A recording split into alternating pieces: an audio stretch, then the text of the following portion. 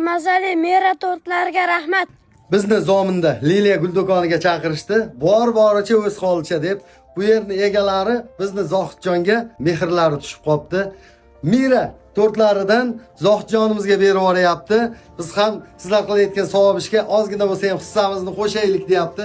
O'rtoqlar, hammaga rahmat deyman. Bizni kuzatib turgan obunachilarimiz, hammaga kattakon rahmat. Xususan mana shu Mira tortlarini xo'jayinlariga ham kattakon rahmat deb qolamiz. Agarda kimga to'y va marosimlarga, tug'ilgan kunlarga mana shunday tortlardan kerak bo'ladigan bo'lsa, Mira shirinliklarga mana shu pastda qoldirilgan nomerlarga aloqaga chiqaverasizlar.